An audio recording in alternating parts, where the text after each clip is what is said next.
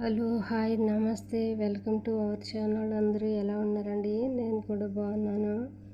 మీరందరూ కూడా బాగుండాలని మనసారా అయితే కోరుకుంటున్నాను ఫ్రెండ్స్.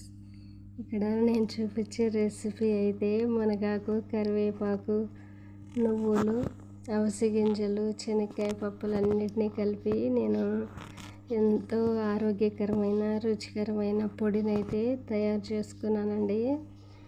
ఇక్కడ నేను గల్ఫ్లో ఉంటానండి. నా వీడియో చూసే వాళ్ళకైతే అందరికీ తెలుసు.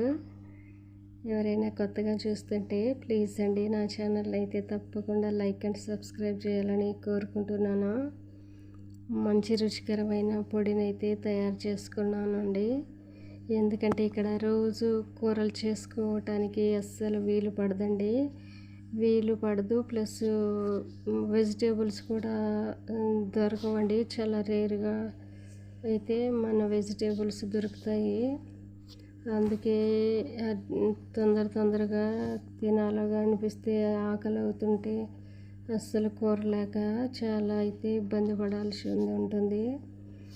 మన ఇండియాలో మన ఇంట్లో లాగా అయితే అస్సలు కూరలు ఉండవండి. పూట తినకైతే వర్క్ చేసుకొని ఉండాలి. కాబట్టి నాకు అందుబాటులో ఉండే వాటితో అయితే నేను మంచి హెల్తీ రెసిపీ అయితే తయారు చేసుకుంటున్నాను. ఇది హెల్త్కు చాలా మంచిది కదండి. రుచి కూడా చాలా బాగుంటుంది. నేను ఇక్కడ ఏమేమి వేసుకుంటున్నానో చూడండి ఫ్రెండ్స్. వీటన్నిటిని నేను లైట్గా ఫ్రై చేసుకున్నాను. నువ్వులు వేయించేటప్పుడు అయితే చాలా కమ్మటి వాసన వస్తుందండి. ఎండుమిర్చి, ధనియాలు, జీలకర్ర, ఇవి అవిసె గింజలండి. ఈ గల్పులు అయితే బాగా దొరుకుతాయి ఇండియాలో. నేను చూశాను కానీ షాపులలో చాలా లేవండి. అడిగి చూసానప్పుడు ఇండియాలో ఉన్నప్పుడు. ఇక్కడైతే ప్రతి కొట్టులోనూ ప్రతి అంగడిలోనూ ఉన్నాయి అవిసె గింజలు. బాగా దొరుకుతాయండి గల్ఫ్ కంట్రీలో. కాబట్టి హెల్త్కి చాలా మంచిది. కాబట్టి నేను అవిసె గింజలు, నువ్వులు కూడా హెల్త్కి చాలా మంచిదండి. శనక్కాయ పప్పులు అన్నీ బాగా హెల్తీవేనండి. కాబట్టి వీటన్నిటిని పొడి చేసుకొని అప్పుడప్పుడు తింటూ ఉంటే మన హెల్త్కి కూడా చాలా మంచిది. ఇక్కడ కరివేపాకు, మునగాకునైతే నేను ఈ విధంగా డ్రై అయ్యే వరకు కొంచెం ఆయిల్ వేసుకొని ఫ్రై చేసుకుంటున్నాను. ఇలా బాగా డ్రై అయ్యే వరకు ఫ్రై చేసుకుంటే మనం మిక్సీలో వేసినప్పుడు తడి లేకుండా మంచిగా పొడి బాగుంటుందండి. నిలవ కూడా ఉంటుంది. చూడండి, ఈ విధంగా నలిపితే ఈ విధంగా పొడిలాగా కావాలి.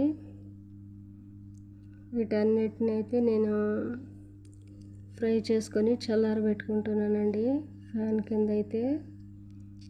ఇప్పుడైతే కొంచెం మిక్సర్ జారు పెద్దదైతే కనిపించలేదండి.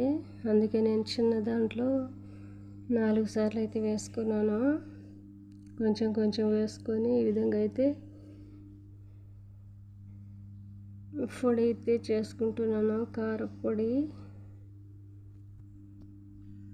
ఈ విధంగా పల్చేస్తూ మిక్సీ పెట్టినట్లయితే కొంచెం బరకగా పొడి అనేది చాలా టేస్టీగా ఉంటుంది. మనం కంటిన్యూగా మిక్సీ ఆడిస్తే చాలా పొడి నున్నగా అయిపోతే టేస్ట్ అంతగా బాగుండదండి. నాకు ఈ విధంగా పలుకుగా ఉంటేనే ఇష్టము. కాబట్టి నేను కొంచెం పలుకుగానే వేసుకున్నాను మిక్సీలో.